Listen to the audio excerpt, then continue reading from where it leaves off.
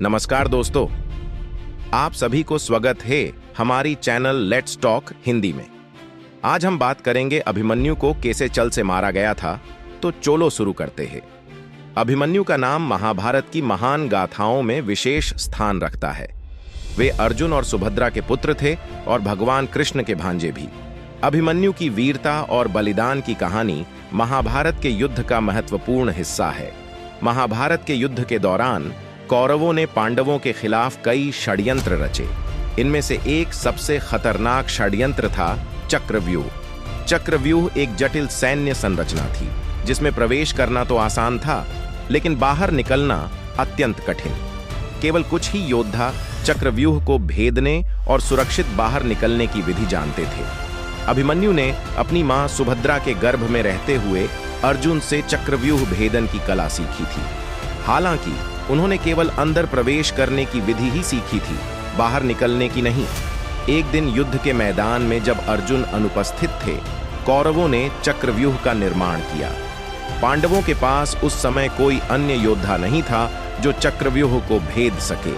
अभिमन्यु ने अपनी क्षमता पर विश्वास जताते हुए कहा कि वह चक्रव्यूह को भेद सकता है और पांडवों को जीत दिला सकता है। अभिमन्यु ने अद्वितीय साहस और वीरता का परिचय देते हुए चक्रव्यूह में प्रवेश किया। उन्होंने कौरवों के अनेक योद्धाओं को परास्त किया और युद्ध में वीरता की अद्वितीय मिसाल पेश की।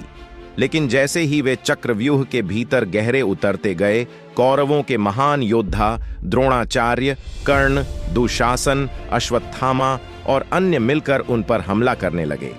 अभिमन्यु ने अकेले ही इन महान योद्धाओं का सामना किया और अपने पराक्रम से सबको चौंका दिया, परंतु अंततः उनकी शक्ति कमजोर पड़ने लगी।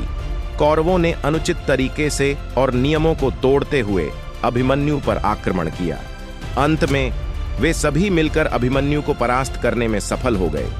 अभिमन्यु वीर गति को प्राप्त हुए, लेकिन उन्होंने अपने शौर्य और साहस की अमिट छाप छोड़ दी। अभिमन्यु की मृत्यु ने पांडवों को गहरे दुख में डाल दिया।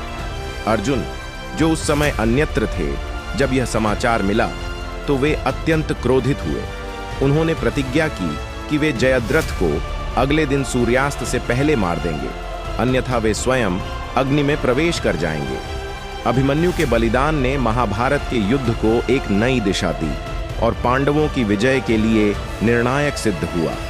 अभिमन्यु का बलिदान न केवल महाभारत के युद्ध की कथा को महान बनाता है, बल्कि वह हमें यह भी सिखाता है कि सच्चा वीर वह है जो कठिन परिस्थितियों में भी अपने कर्तव्य का पालन करता है और अपने धर्म के लिए बलिदान देने से नहीं हिचकिचाता।